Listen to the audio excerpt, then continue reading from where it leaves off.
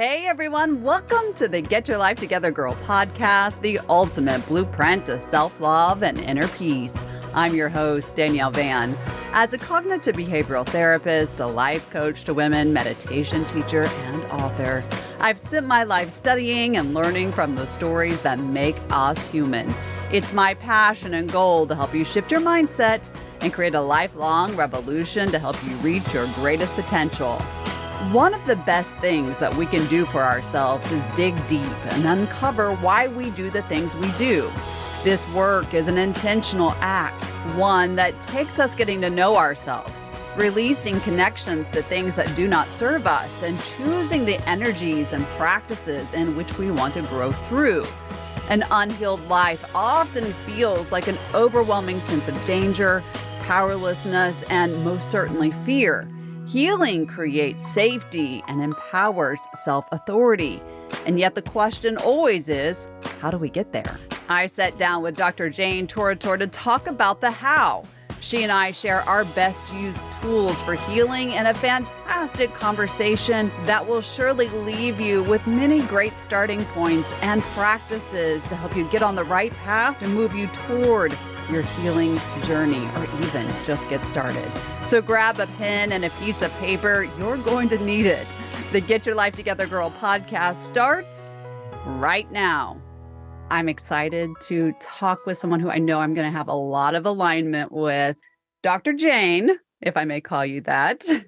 Let's get a little familiar with who you are and what you do. I know you've practiced for a long time. Dr. Jane, introduce yourself, please. I'm so excited. And it's so funny because I'm so excited can be such a body experience. Oh, yes. Mm-hmm. And as I said it, I felt my whole body just kind of have little sparkles in it. It was like, wow, I really am so excited. So anyway, I am a therapist and a coach and an author based in Seattle. And the people I love working with, as I've progressed through different specialties as I've gone through my career. And now, precisely, I think because of the whole body aspect, I'm really focusing on working with women in their over 50 and over to find out what blocks them. And I love in listening to your stuff. I love that you deal with the everything, not just that we got to be happy and talk to ourselves. It's like, deal with the blocks, deal with those unconscious beliefs that are stopping you from being your whole self, who you really are. That's the work I love to do, is what's getting in our way. Let's clear it so you can really be in your body, in your mind, in your heart, and alive. Alive, right? Yes. Not just existing, but fully alive. Yes. Yeah. Exactly. I love what you just said about, I feel this in the body. Let's talk a little bit, because, this is my jam and I know it must be yours too, about emotions and feelings, right? Two separate things, right? Big difference. But really understanding that our emotions are those impulses that come in as kind of the guidance post for us. And feeling is just what you said. I feel the sparkles throughout my body.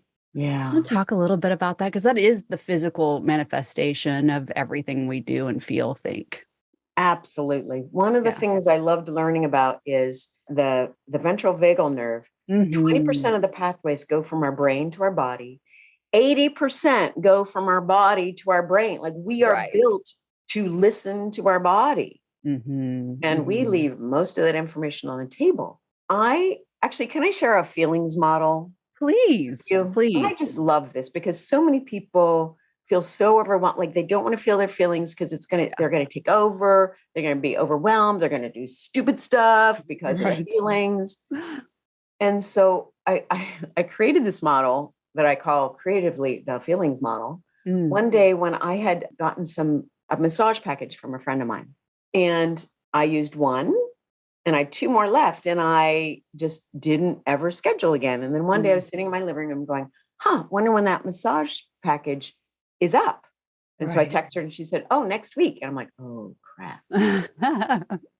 And I would have to cancel clients in order to fit in her thing to get a massage. So I'm not going to do that. Right. So I was walking around being all mad. I'm like, that was stupid.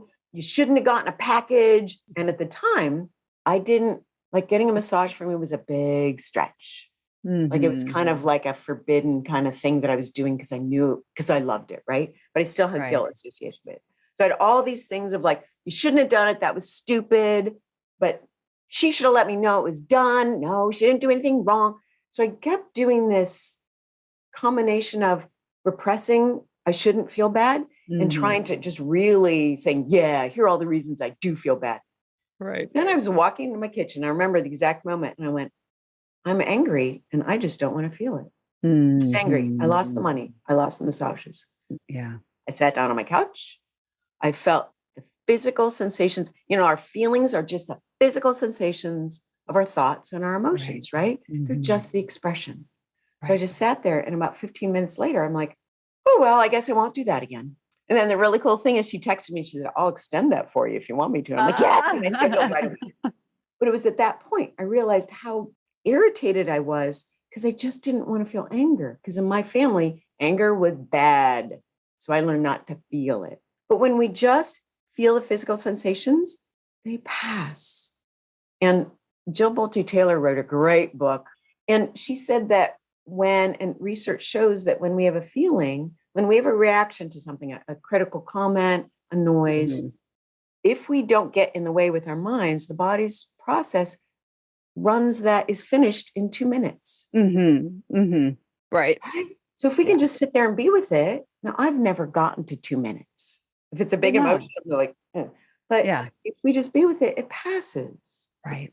Yeah. So, just notice if you're feeding it or repressing it and go, just let me just feel the physical sensations, and our emotions, our feelings will never control us again.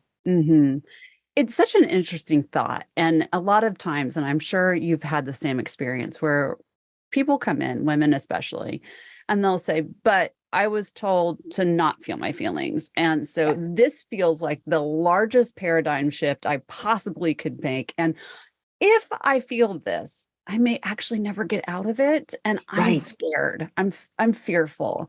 Yeah. Let's talk about that because one, it's bullshit. All right. It just is. Yep, okay. It is. Yep. Again, 2 minutes, right? Like we're riding the wave and we're crashing out of it. It's really not that hard, right? But there is illicit fear that comes up with sitting in something. Yes. Yeah. And I love that you brought that up because that every single time that is the comment I get from my clients. No, it'll never go away. I'll be lost, especially grief. Yeah. Oh yeah. Those two are like, nope, I will die grieving and angry. Right. And as I'm sure you've experienced with your clients, if they just literally sit with the feelings, they will see, oh, it's passing. So one of the things I do is as they're feeling it, I'm like, okay, so what are you experiencing in your body? Yeah. What color is it? What temperature is it? Is it moving? Is it still? Does it have a shape? And then a few minutes later, what's it doing now? Right. And it's always changing. Yeah. So they have the physical experience of, oh, my feelings always are changing. Even the really difficult ones, they're always changing. Like no feeling in the history of the world has ever lasted forever for anyone. Right. And what I love to add to that experiment in our bodies, right, is, okay, if you really do feel it, you feel that sensation, is it what you're naming it? Is it really fear? Right? Because you probably are calling it fear, but it's discomfort or it is an actual physical pain, but it's not fear, right? So getting into that definition of what does this mean to me? Because that's the other thing we're not taught is that your definition of your emotions are going to be different than mine. Yeah. From our perceived experiences, from how we, move through our belief system, all of those things. Yeah. Yeah. And I love that you brought that up because if you say, is this really fear? You're bringing in curiosity. Yeah. Right. And that creates the observer, that brings the right brain on board. It gives you the ability to see something from a different, broader perspective. And it also gives something else than the amygdala, free reign on your brain. So it's a brilliant question. Yeah. Anything that brings in curiosity will automatically help us get a little more distance, a little more like, oh, I might not be dying right now. Right. What am I feeling? Right. You brought it up so beautifully, the grief and the anger. I will often say, are you going to die on this hill? Like, really, are you going to die on this? Is this the hill that Yeah. you're choosing to die on? Well, yes. Okay, let's challenge the hill. If we had to, get a shovel and try to level out this fear and this grief and this anger, could you do it? Well, no, it's just too big. Yeah. And it's the Wow. bigness that people stop with Yes. instead of breaking it down. It's so funny. As you're talking, I heard once somebody say, the problem with our feelings when we're having trouble with them is like, we never wait to the end of the movie. Like you watch any movie and it has trouble and you're like, oh my God, all hell's breaking loose. It's going to be Right. awful. Their whole life, if you're in the middle, their life is going to be a mess. But you watch the end of the movie. Right. And there's always a resolution. And that bigness is us in the middle of the movie. What a great way to describe that. No, Yeah. I heard that and went, wow, that is. And if we can let me just wait to the end of the movie. Let's just watch this feeling come in. And we watch the wave, we watch the crest. Yeah. And then what I just love is when we hold the absolute intensity, like there's some feelings I hold and I'm like, I'm not sure I'm going to make it. Like about, let's say 2 weeks or a month after my mom died, I do ecstatic dance. And it's a beautiful way for me to express in my body. And I was in the dance and I got hit with a wave of grief. And, I'd been a therapist for 15 years at this point. And I literally said to myself, I don't think I'm going to survive this one. Yeah. This feeling is going to kill me. Yeah. And I'm like, wait a minute, Jane, you're a therapist. You know that no feeling in the history of the world has ever lasted for. So I just sat and I breathed and I sobbed and I cried and I watched it. Yeah. And I saw it. And what's so lovely about that is when we can sit with the intensity. And you said in one of your podcasts, it's important for us to be uncomfortable, to stretch ourselves, to not just sit in the known. But when we can sit and be with that and go, holy cow, I just did that. I thought it was going to kill me. And I stayed with it. Yeah. Whoa. And that's when we build our resilience. Absolutely. I always say that whether it's emotions or it's a memory, it's a thought, whatever, the only way out of it is through it. Yes. It's the only way out of it. You cannot preempt the work. You can't kind of sidestep it because it's not going anywhere. It stays in the physical body. It's like running from our shadow. Try that. Let's try running away from your shadow. And if you can, I want you to send me a video because it'll be entertaining. And then tell me how you did it. Right. Yeah. Because I'm going to sell that. Right. No. Right. It's so true. Let's talk a little bit because obviously we talk about emotions and the big stamp of, without anything, a memory is not being made unless there's a big, hard moment of intensity, right? And that comes through the emotional body. What do you see being the biggest issue when we're talking about the three big masters of our lives, as I like to call them, emotional, mental, physical health, the connection point between the three of them? Oh, goodness. I know it's like an ever-ending question. Yeah. The biggest obstacle is just we're told that they aren't connected and we believe it. Like how many times when you were a kid, did your parents say, I don't care if you're tired, you have to go to school. I don't care if you're fidgety, sit in your desk. I don't care if you're not tired, you have to go to bed. I don't care if you're hungry, dinner's in half an hour. Like we are constantly told, separate your brain and what I'm telling you is correct from your body. And so we just learn it super well. And we learn to disconnect from ourselves in order to connect with people who are protecting us, keeping us safe. Yeah. Hopefully, taking care of us, keeping us alive. Right. So I think that's the biggest thing is we learn before our brains can really make sense of stuff. What you're feeling is not true. Listen to what I say. That is what is true. And that's what will keep you from getting into trouble. And therefore you will be loved if you do all that stuff. So we're like, great. I won't pay attention to my body. I won't pay attention to what I'm feeling. And then I'll be accepted. Yay. Right. Yeah. And then we always feel alone. Yeah.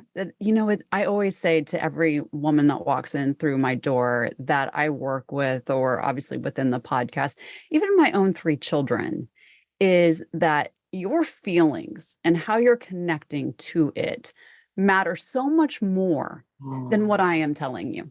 Right. And I yes. don't want you to be governed by your feelings at every moment, right? Because then we take ourselves out of logic and we're kind of a mess, let's be honest. Right. But you need to be listening to what's happening within you and be able to communicate how that's impacting you. Because if you can give me a logical explanation of that, then I can guide you through it, right? Like, you're not hungry, great. You don't have to. You don't have to have dinner right now. That's fine with me. That's great. You don't Right. have to sit in that emotion right now. You're going to have to, but right now is okay, Yeah. right? Yeah. Yeah. I think that's such a big rewiring and a retraining. So big. Mhm. That is such a service because it's directly countered to what we learned as little kids. And luckily, your Yeah. kids are learning to listen to Mhm. themselves and trust themselves. One of the things I frequently ask my clients, and I always do with okay, I don't always do it, but when I'm thinking about it, I do it for myself, Right. is when I hear something, I will close my eyes and go, does that feel true in my body? How does my body respond to that Mhm. thought, that directive, that perception, whatever? Mhm. Mhm. And then for if it's true for me, I feel kind of a settling. And everybody's body's different, but when it's not true, it's kind of like this jingling noise or a pit in Mm. my stomach. Yeah. I So think yeah. that's one of the biggest tools that you and I can talk about right now is because I spend a lot of time teaching women to listen to the impulses that are happening Yeah. and being aware, oh, when I am with my spouse, I instantly get anxious. Well, that's your body telling you something, right? Yes. Or when I'm around this certain person, I find myself naturally getting angry before they even speak. Body telling you something. Yes. Oh, I like to talk a lot about intuitive wisdom, which Mhm. is not always logical. Yeah. And that's what's so fascinating is while logic is super important, it's a part of us. And whole brain living, that was the Jill Bolte Taylor book. And one of the things she says is when we've got our whole brain on board, we make wiser decisions. Yeah. If we've both got our mind and our body on board, we tend Mhm. to make much wiser decisions because we get Right. information from both, Mhm. right? So if somebody's looking at you and they're smiling and look so pleasant, but you're feeling really icky, Right. it means you're reading something in their system that's not in alignment. Right. Like there's a mismatch of information. And Right. that's often how our bodies respond. If there's a mismatch of information that we're getting, so we're like, Mhm. this doesn't feel trustworthy to me because there are two different things happening Mhm. here. Mhm. And one is conscious and one is unconscious. And our body will get the unconscious. Always. Yeah. Yeah. And our Always. brain will go, oh, conscious makes total sense. Yeah. So when we use both together, we are so wise. Right. It's so important to do that. And it's often when we're not doing that that we hear, well, it sounded too good to be true. And so Yes. I should have known, or I really felt this way about that, but I I didn't listen. Why didn't you listen? Right. In your perspective, where is the biggest disconnect when we're not listening to our bodies? Is it the training or is it self trust? know. Yes, it's self-trust, which comes from the training. Absolutely. We Yeah. take the external and make it internal. Like you were talking Mhm. about the good enough thing in one of your Yeah. podcasts. Yeah. That is that I'm not good enough. I'm not good enough to trust myself. I'm not wise enough. It's Mhm. that self-doubt, which Mhm. is I would say it's a poisoner. Oh, yeah. I would say it's 100%. poison in us. Yeah. Self like, oh, I'm not quite sure about that. Let me see if Mhm. that's really true. That's self-discernment. But Mhm. self-doubt is, uh, I can't do it. I don't know. Mhm. Mhm. I don't know. And a lot of that comes from, yes, the training. But it also comes from this space, at least in my perspective, where we have not taught children, ourselves, self permission, Yes. right? We don't teach that. We like you said, can I have this? I'm going to eat at that time. We live under this governorship of rules. And then we age out of our homes, we move on, and no one says, hey, by the way, your turn, I to know. get permission. And I'm like, I don't know how to do this. I don't know what I'm supposed to do. At least for me in raising my children or even teaching is one of the things that I say, how do you feel about that? Yes. Because that's self-permission. Yes. Yeah. Yeah. I talk a lot with my clients about what are the family rules? And the family rules can be societal rules you grew up in your family, your friendship Right. group, work. Like, what are the family rules that kind of like, well, I just have to? Right. And a really great way to identify them is when somebody says, oh, I can't do that. They can't give themselves permission for something Yeah. they want. And I say to them, okay, so would it be healthy for anybody else to want that? And they go, oh, yeah, of course. But it's not okay for you want. Oh, no. And I say, well, then it's a family rule. Mm-hmm. It's something you learned that you have brought in and now see as truth. Like one person said, beliefs are just thoughts we think over and over again. And then they become entrenched beliefs. Right. And that's what we get to question. And how do you feel about that is a direct question of, do you want this rule anymore? Right. Do you want to create a new rule for you that will change when it is time for it to change versus I always have to do this. I can never sleep before the dishes are done. Right. Sometimes sleep is more important than the dishes. Absolutely. Right? I can subscribe to that all day long.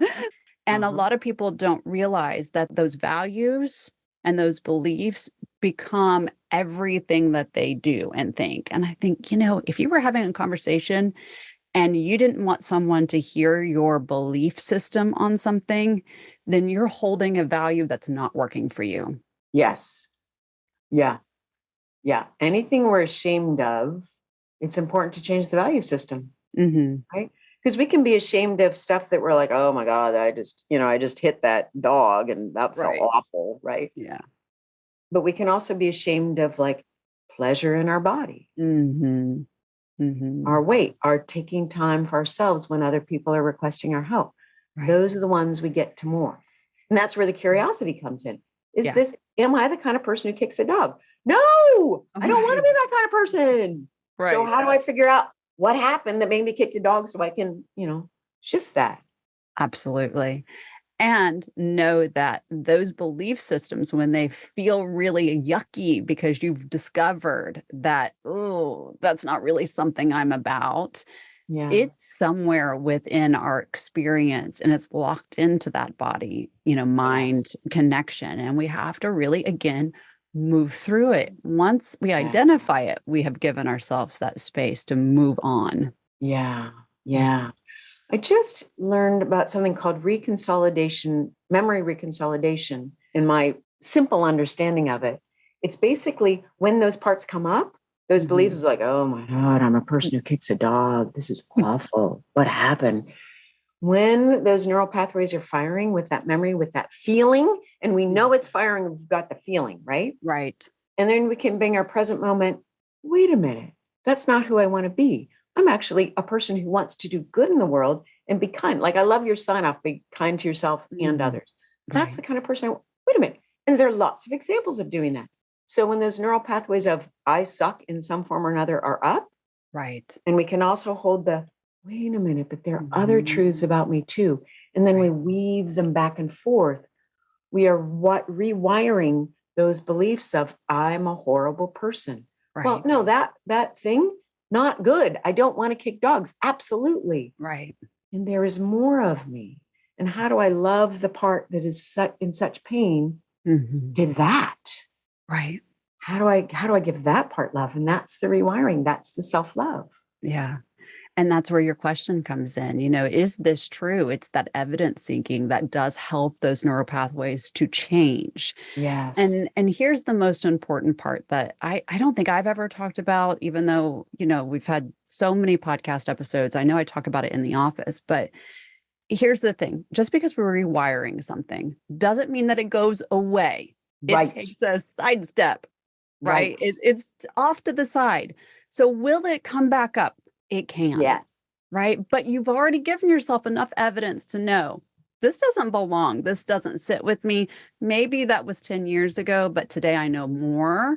and you're able Yes. to take it off to the side again. I think that's so important to really talk about. Yes, that's beautiful. I'm so glad you brought that up because I'm a perfectionist. And I Me keep too. yeah, right. And even these days I'm thinking, oh, once I do that, I'll never do it again. No. No. One of the things I say a lot is habits are forever. It's Mhm. how long we keep them sticking around and how much we believe them. Mhm. That's what changes as we work Right. with them. They Yeah. never have to drive us. They will come up and go, hey, you want me to drive? No, no, thanks. Not right Yeah. now. Or, oh, yeah, I made you drive, but I got you out of the driver's seat a little faster. Mhm. That is the compassionate way towards change, I think, Yeah. towards growth. It's going to come up. It's how we deal with it. That's Mhm. that's the variant. Right. And how we deal is the connection to it. That's Yes. important too. Is Yes. if we get into that self-loathing cycle of, oh my gosh, this came up again. I thought I dealt with this. And why am I doing this? And we go towards that negative step of not really pulling ourselves back into our already grounded, founded evidence. Yes. We're going to connect in a negative way. And you guys Yeah. remember, brain body doesn't know the difference between negative and positive. It just knows what you're telling it. Mm-hmm. Yeah. Yeah. Yeah. Our brain's in a little covered thing that can't see in the outside world. So you're right. Right. It's just trusting what we tell. Okay, that must be true. Great. Yeah, absolutely. For I want to you. share a Yeah, story please that do. came up as you were talking. And I just had it not too long ago. I was going through something really intense and being with a part of myself that absolutely did not feel enough. Mm. And, I'm a trained therapist. I sit with people's parts all the time and help them and say lovely, kind, compassionate things Yeah. so they can, send compassion themselves. And this one was so intense, Danielle. I had nothing. Mm. I had nothing to say. And it was just all I could do was just be there. And so that's what I did. I'm like, I'm here. I'm holding your pain with you because you are me. I'm holding the Right. pain with you. And I'm here. And that's all I got. Mhm. And this little part looked at me because I saw her in the form of me, like, I don't know, 12 or 14. She looked at me. She Mhm. said, that's all I've ever wanted. Mm. Right? Just to be there with Mm. kindness and love. Yeah. That was it.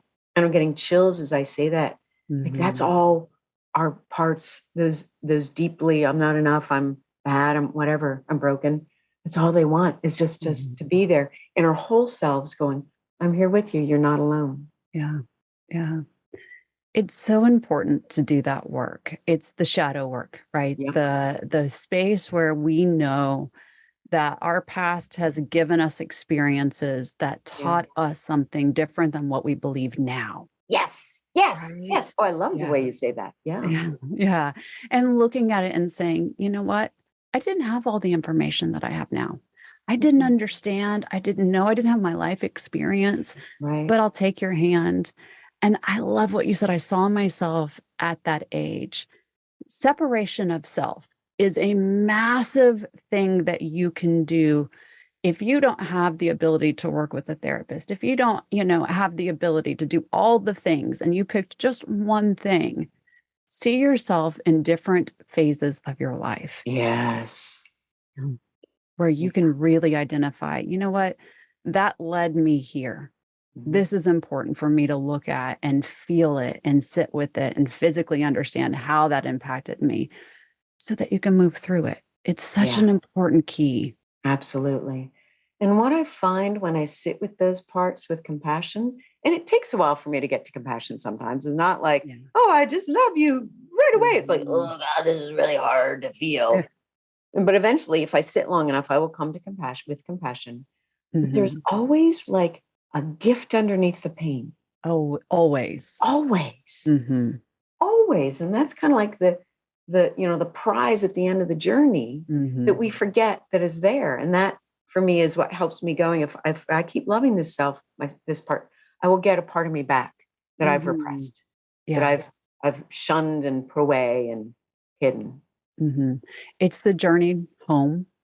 It's Yeah. the journey to groundedness. It's that Yes. journey of the soul. I call it the soul project when we get into those spaces, right? Yeah. For Yeah. me, I do a lot of that work on my yoga mat where, I know my body is physically moving through those things, but I take my mind with it. Yeah. Beautiful. And, where am I? Where am I holding tension? What did maybe the music or the instructor say that pulled a memory, a trigger for me? And Mhm. I sit in that, while my Yeah. body's moving, my mind is moving with it. Yes. So what's the practice, right? Where can you do those things? Whether that's meditation or your yoga or in a therapist office or just on a walk or Mhm. sitting in silence or driving in your car, where can you get into that space? Yeah. Yeah. Beautiful. It's a, you're talking about your mind body union, Mhm. which is Mhm. when we feel whole. Right. I'm sure you probably see this a lot when people have a lot of trauma.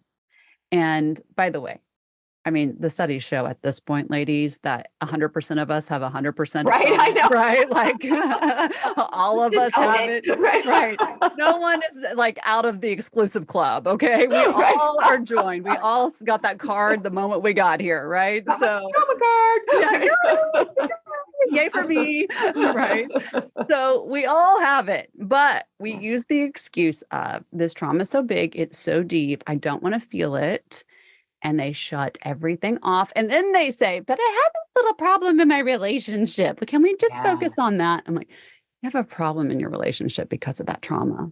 Yeah. All day. Because we all have it. And it's Right. funny, the older I get and the more self-aware I get, the more I realize, oh, well, that was trauma. Oh, Hmm. I was traumatized by that. Right. Before I was just coping. I was gutting it out. I was just like, I'm bigger than that.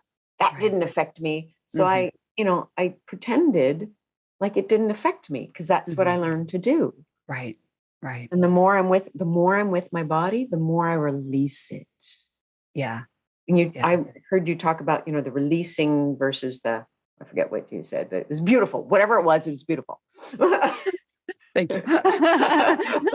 Sometimes people will say that. I'm like, I don't, well, you're going to have to pinpoint exactly what No, it I was know. that I said. I don't know. Yeah, you were talking about actually releasing the feeling, releasing the emotion, Right. releasing the trauma versus Right. just like dealing with it. Yeah. Big difference, right? And majorly impacted within the body is if we're just dealing, that means that it's constantly in the background noise. And Yes. that's so important to know that, oh, if I'm just dealing with this, or the sayings which make me cringe when somebody says, well, it is what it is. No, it's not. Yeah. It's not. No, never will be. It's not. It's not. Please take that out of your vocabulary. Yeah. But, it's if we do not release, we're constantly dealing, whether subconsciously or consciously. And the book, The Body Keeps the Score, like even if Huge. you don't know the book, you get the concept right away with that title. Yeah. Yeah. And if we don't release it from our body, we're just going to keep it. Right. If we can have all sorts of realizations, but we don't get it out of our body, the body's like, Mhm. right, I'm on it. I will keep this. I will protect you by holding on to the stress and fear and Mhm. trauma. Yay. Yeah. And then you see it. And that's what's so important. And people do not make this leap. And I think a lot of women who are listening to the podcast have gotten enough exposure at this point that know, okay, there is a difference between me not feeling good and there's a physical ailment that's happening. Yeah. But we Yeah. need to understand that a lot of times, and unfortunately, where our general practitioners are right now, they don't have a lot of training in this. They get 1 month of psychology and that's it, right? Is that, when you have deep emotional pain, something is going to go haywire in the body. The immune system can't do all the things. I'd like to offer a super simple tool for helping release trauma. Because I realized as Mm. I said that, there are probably people going, well, how do you do it then? Right. Um, and it could be complicated, but it can also be as simple like, how wild animals, when they're done being chased, they just shake their whole body, Uh-huh. right? We have stress and we're like, we Mhm. clamp down, we get constricted, we hold it in. If we would just literally shake it out, I Agreed. actually start all my sessions with what I call wiggle and emote, Mhm. which is just shaking our entire body and then making noise like that kind of thing. Yeah. I just love that Yeah. my clients will do that with me. But it is really, it's letting your body let go. It's giving your body the Mhm. signal. It's okay not to hold on to the tension, the trauma, the fear. It's Yeah. okay to let it go. It's literally you are safe right now. That's the signal Yes. that practice gives. Yeah. And listen, every single thing that we do from the time that we arrive on this planet is seeking safety. Yeah. Okay, in our emotions and our mind, our physical self, later on financially, spiritual practices are all about building safety for us. Yeah. Yeah. And I love that the shaking, the somatics of it, one, it resets the nervous system. Yep. Two, it gives the brain the safety mechanism that we need in order to get into the emotional work. Yes. And three, it takes us into a space that, guess what? It's not that deep sometimes. Right. Right. Right? It's Right. a permission, back to permission, giving ourselves permission. Yep. Yep. Yeah. Exactly. Can I offer another tool that I just learned? Always. It's called the ocean breath. A friend of mine taught it to me. Mhm. It's another parasympathetic. Yeah. And you just breathe in and then breathe out with a prosaic up to down. Mhm. I do that, Danielle, and my body is all sorts of happy. Yeah. My My body body just went loves with that breath. you. Right? Yes. Yeah. Right? Right? Mhm. And that, you know how nursery rhymes are, hush little baby, don't say that up and down is very Yeah. calming to our nervous system. So we're just Right. doing, we're just Yeah. giving ourselves all sorts of happy, it's safe signals. Yeah. These are things that should be in practice every single day. Yeah. And that we should literally either be shaking it out, singing it out. Is a really powerful reset for the brain, and really breath. You guys, your breath is, you've heard me say it a million times. It's the natural reduction of stress in your body. It resets the nervous system. It tells, both nervous systems what's happening and how we can slow down. Yeah. Very It important. processes cortisol so quickly. It like gets it out of your body. Right. Breath is powerful. It really is. We have to talk about the fact that when we're feeling, a lot of times we're creating that inner stress. So you're feeling that stress, right? It's that physical response.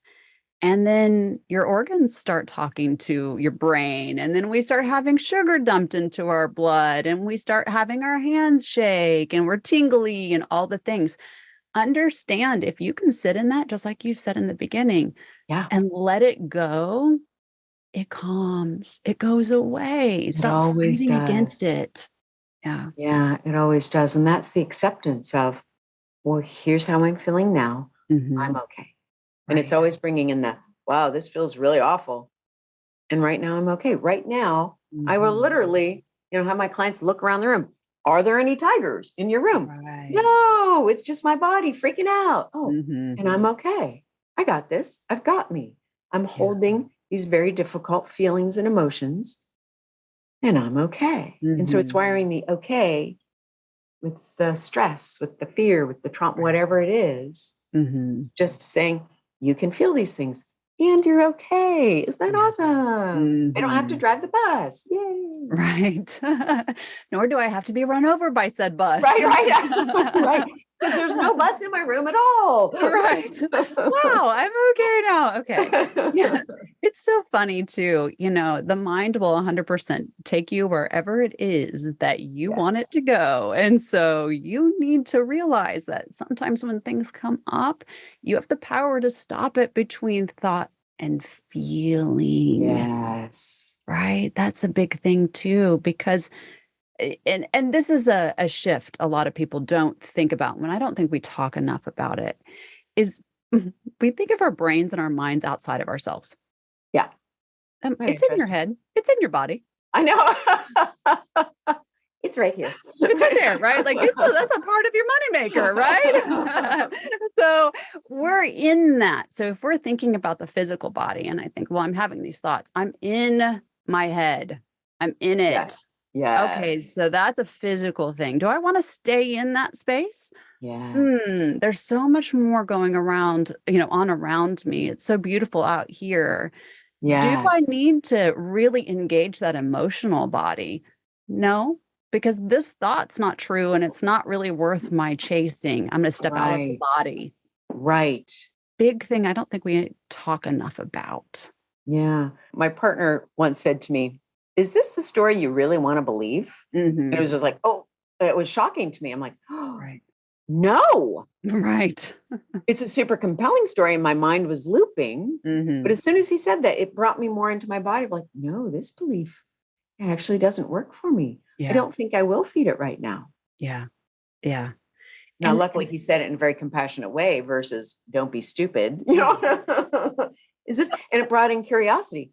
yeah. And that's a great question to ask ourselves. Mm-hmm. Is this a story I want to believe? Is this a story I want to feed right now? Right. No, it's actually a really awful story. Mm-hmm. Why did I learn that that was a good idea? And just bring curiosity to start to question it, to give us other like, no, it actually feels awful. And knowing that this feels awful, often we'll stop it. But if it doesn't, and we're ruminating and we're overthinking and we're overdoing, we're overgiving, we're overcompensating, what do you think that we should do? What's your thoughts behind that? Oh my God, that's a great question, Danielle. That's my go-to is come into my body and just feel. Mm-hmm. Mm-hmm. Because, if we stop feeding the loop, I remember one time I was feeling that I was ruminating and I wasn't stopping. And I'm using all my tools, doing everything, and it was not stopping. So I just literally stopped and said, well, I can't get rid of this right now. It's too strong. The highway is going. I can't stop it. Right. 5 minutes later, it was gone.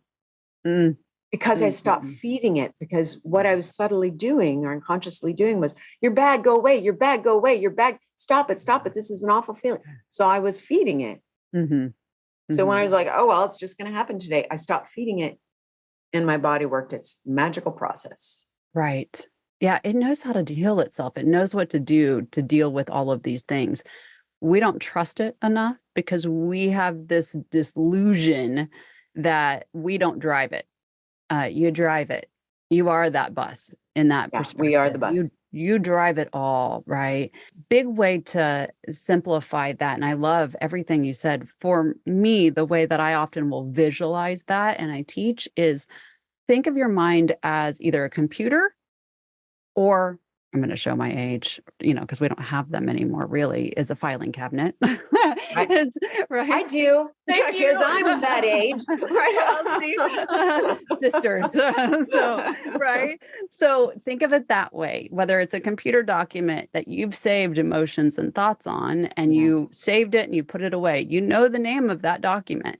Yeah. And anytime it's coming up, it's going to bring that document forward. And it's like, hey, read me all over again. Feel me, decide what you're going to do with me. Oh, you're going to hit save again. Do you really want to save? Or do you want to go to the filing cabinet, pull it out and go, I don't really need this. Let's shred it. Yeah. It's not true. It's not true. Yeah. And look, I mean, obviously you're talking about it. I have my own experiences. We all go through this. Yes. We're human. We cannot I finally figured that out. Figured it out like 10 years ago, I think. And I was like, oh, I am the master of my own disaster at this point. I gotta figure this shit out. Right. Like, yep. It's humbling when we realize, oh, it really is me. Yeah. Oh, we learn lots of stuff, but we're the ones putting that paper back in the filing cabinet. Yeah. We're the ones hitting save, right? Yeah. We are the ones doing that now. We are adults. One thing I sometimes do to give another tool that's so helpful for me is when my mind is looping, I'll go, well, I don't know. Especially when I'm trying to figure something, when you're trying to figure, how do I be safe? How do I say this so he'll think I'm okay, or she'll give me that job or whatever. Like, well, I don't know. I actually don't know. And I'm okay. Like I'm disengaging the mind, trying to figure out something that's unfigureoutable. I don't know. And I'm okay. I don't know what's going to happen tomorrow. And I'm okay right now. And that really helps me with the looping too. Yeah. Which is that, well, I can't do this right now, but I'll just be with it because I'm fine. That is the scariest thing that I think most people do, other than just like sit in the emotion, is that I don't have the answer. Right. And I have to go seek it and I have to figure it out and I have to ruminate over it. I have to overthink it. And what that comes down to is one, not understanding your emotions and not having emotional intelligence, first and foremost, and also trying to create control where there is none. Yes. Yeah. That's a sticky wicket right there. Yeah. We will spend endless hours and so much energy controlling what we actually can't. a practice that I often will do with myself, but also with everyone else that I work with, is replace the word feel with control and see what's true. Oh, say more about that. I love that. And Yeah. Yeah. So say somebody says, I'm scared, or I feel that this will take me down. Mhm. I control that this will take me down. It's not possible. Are you sure what you're feeling is true? Or I feel angry. I control anger. It's Wow. big space of realization of I am trying to make this work for me and I don't know how. Wow. I love that. Yeah. It really creates that sense of ownership. Mm-hmm. Mm-hmm. Wow. Awesome. Because often we use our feelings as, well, I'm helpless. I'm feeling this. I'm helpless Mm-hmm. versus, oh, I control. Right. Thank you. Because it's really true. That's really what's happening. We're just being more honest with ourselves when we say Yeah. that. Yeah. And listen, control is a sticky subject, like you said, and it comes from so many aspects, right? Feeling out of control, trauma, in an experience with our emotions, in not having an awareness of self. There's so much to that, right? Not living, but acting as we're living. There's so much to control. But if we can look at, am I feeling or am I controlling? Thinking or am I doing? What am I trying to control? Yeah. Big things. And your reaction is the reaction I get every single time. It's like, Yeah. oh, and by the way, the pit of the stomach, when that question is asked to you, is huge. Yeah. It feels dirty, and it's okay to sit in that dirt. It's super humbling. It's super humbling to realize, as you said, we are the creators. We're the creators of what we do. Yeah, We are the creators absolutely. of how we respond. In your perspective, where do you think we could be even 1% better in that mind-body connection, other than stopping and sitting? Yeah. I love asking myself how things feel. Like, how does that feel when they said that? How does it feel when I consider doing this? Mm-hmm. And I think anything we do will build that mind-body connection. Mm-hmm. The feeling the stress and going, oh, I'm going to shake that out. Mm-hmm. Or when clients say, oh, my back's hurting, I'm like, well, move it and see what happens, and just see what happens. Because any time we're paying attention to our body in any form, it's helping build that connection. And for some people, like one exercise I give is just very lightly touching two of your fingers together, so lightly you can feel the ridges of your fingers. Just that moment of, wow, that's fascinating. Any use of our senses, just smelling. When I go for a walk, I love when the wild roses are blooming. I'm sticking my noses in the flowers it takes me much longer to walk because I'm sticking my noses in wild roses because they smell so good. Anything we do with the senses will create the pathways. So we get that 80% of information that comes from our body to our brain. Right. And that's really the big thought process that I want everyone to take away, is the fact that we are getting so much feedback every single day. And if you will tune in instead of tuning out, it changes the dynamic of how you show up, that ownership, the governorship, the experience. The experience in your day is hugely different. Yes. Let's sidestep for a second, because I know you have a fantastic book. Can you talk a little bit about it? Oh, thank you. Yeah. I wrote a book called Everything is Perfect, Just Not Me, A Roadmap to Self-Acceptance. Yes. Because I'm a perfectionist. Perfectionists are who come to me. And it's the basic tools, some of the basic tools that I give every single client I work with on how our brain works. So they go, oh, you mean I'm not broken? I'm not stupid. This is just how my brain works. Right. Yes. Yeah. And so that helps build compassion and how to be with our feelings and how our words have power. Like they have so much power. And when we sit and notice what our words feel like, we go, oh, wow, it's important for me to pay attention to how I speak about myself, because that makes me feel like crap. Right. Right. I don't like this. Yeah. And Yeah. one I love, it's the hardest one I give anybody, but when I was 40, I went to see this woman speak about self-love, and she Mhm. was in her 60s, plump, short, not in particularly good shape. Right. And she was up there and she said, "Do you know what I do every morning? My favorite self-love practice is I get up in the morning and I stand in front of a mirror naked and put my arms up and go, 'Hello, gorgeous.'" And I was 40 at the time, and I cringed. Like, how Uh-huh. could she do that? That's awful. But I'm enough of a, self-aware person to go, that sounds like it'd be a super good practice for you, Jane, because you're Right. cringing at her celebrating her body. And I Hmm. knew that I knew that's not the kind of person I want to be. I came in like, Right. that's not how so I started it the next day. Mhm. I got up in front of the mirror naked and went, "Hello, gorgeous." And I immediately contracted Absolutely. Yeah. because it was like, oh my God, that's bad. Now, 21 years later, I do it and I keep my arms up and I'm looking at Right. the parts of my body that I like. Right. Like I like my body better at 61 than I do Mhm. at 40 because of Right. that simple practice. Right.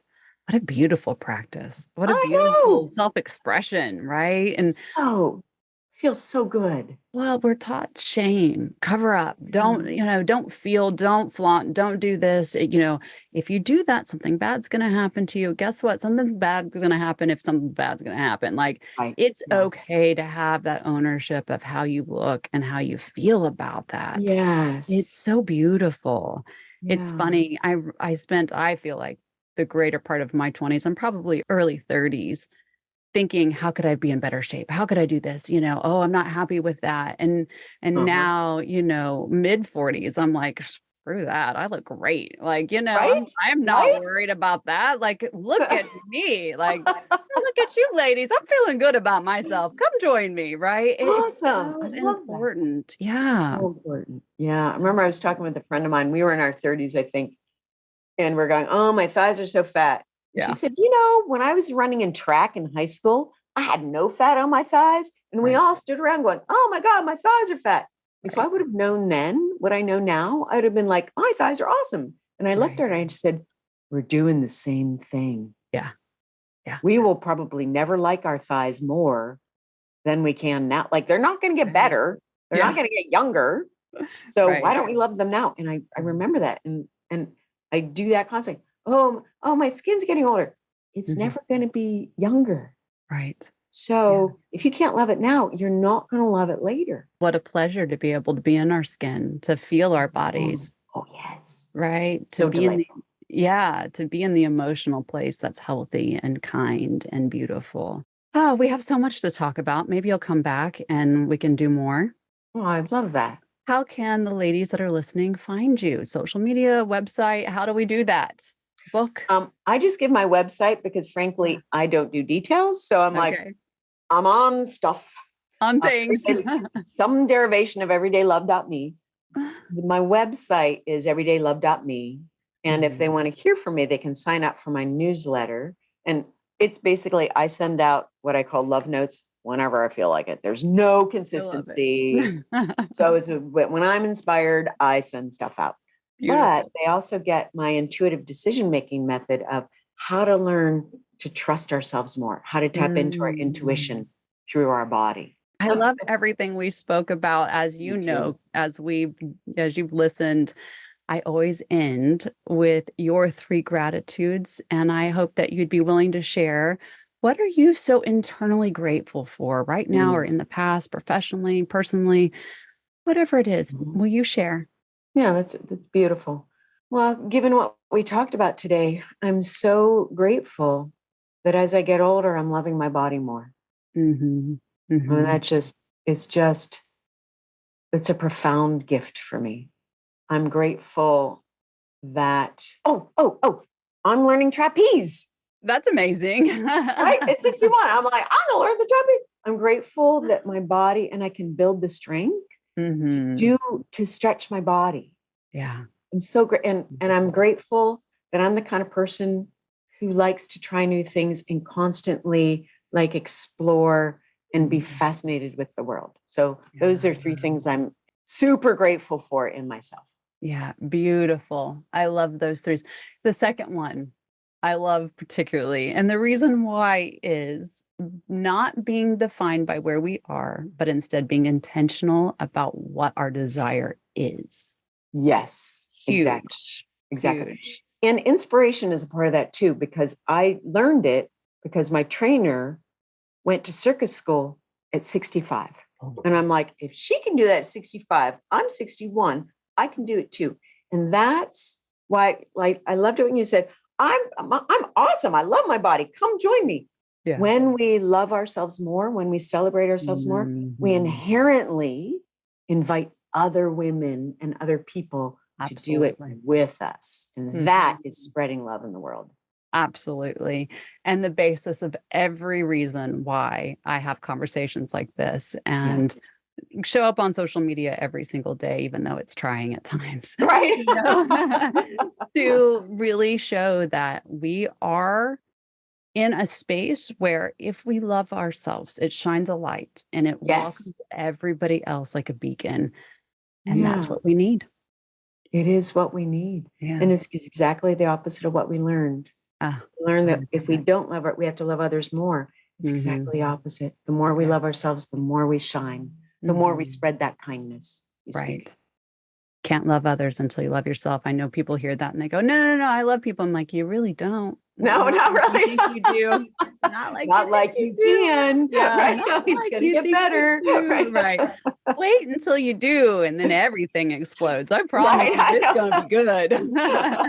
Right. Oh my gosh. Thank you so much for your time and for all of the beautiful tools that you gave to us today and for being very intentional in our time together. Thank you so much. Thank you. This was a true delight. Thank you. I hope you are as inspired to take this self-growth journey as I am, and taking it to the next level. I can't thank Dr. Jane enough for the fantastic conversation that's filled with laughter and so many deep truths and wonderful practices. I always learn from others, as I hope you just learned from us. If you would like to connect more with Dr. Jane, you can head to her website, especially for that free download at www.everydaylove.me. You can also find her on Facebook, Instagram, Twitter, and LinkedIn by searching Everyday Love, or you can go to our show notes and directly be linked. You can also find her book, Everything is Perfect, Just Not Me, on Amazon. Thank you so much for listening to the Get Your Life Together Girl podcast. If you've enjoyed these tips for bettering your life and are seeking daily inspiration and additional tools and tips, you can follow me on social media at Get Your Life Together Girl on Instagram, Facebook, TikTok, Clapper, YouTube, Insight Timer, and now Threads. You can also visit our show notes, my blog, or my website at getyourlifetogethergirl.com. Please feel free to share this episode with family members or friends as it helps spread this message to those who may need it.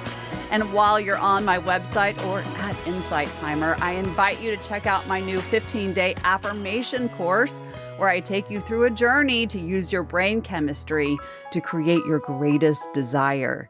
It's available right now, and it's also linked in the show notes. Until next time, be kind to yourself and others.